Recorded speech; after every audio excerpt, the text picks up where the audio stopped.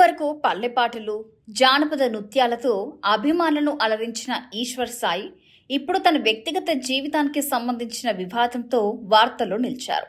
పెళ్లై ఒక బిడ్డ ఉన్న ఈశ్వర్ సాయి తన తోటి ఫోక్ డాన్సర్తో గదిలో ఉండగా భార్యకు దొరికినట్లు సోషల్ మీడియాలో ఓ వీడియో వైరల్ అవుతుంది.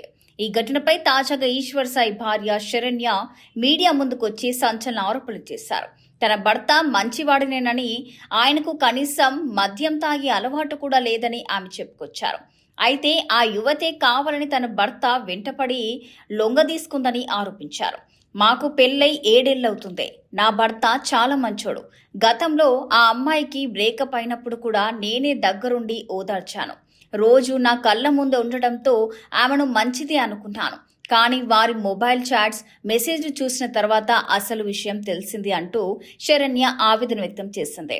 ఈ ఘటనతో తాను తీవ్రంగా కుంగిపోయానని, ఒక దశలో తన కొడుకుతో కలిసి ఆత్మహత్య చేసుకోవాలనే ఆలోచన కూడా వచ్చిందని ఆమె చెప్పడం కలకలం రేపుతుంది. ఇక ఈశ్వర్ సాయి ఆ యువతి కలిసి ప్రమీల, రాతిరి రాతిరి వంటి జానపద పాటల్లో నటించారు. దీంతో వీరి వ్యవహారం జానపద కళాకారుల వర్గాల్లోనూ చర్చనీయాంశంగా మారింది. తన భర్తను సమర్థిస్తూనే ఇలాంటి వివాదాలకు కారణమయ్యే వ్యక్తులను జానపద కళారంగంలోకి రానివ్వకూడదని పరిశ్రమ పెద్దలను శరణ్య కోరారు.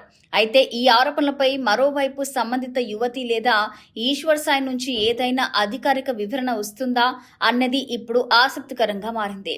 ప్రస్తుతం సోషల్ మీడియాలో వైరల్ అవుతున్న వీడియో, భార్య చేసిన ఆరోపణలే ఈ వ్యవహారాన్ని మరింత హాట్ టాపిక్ గా మార్చాయి.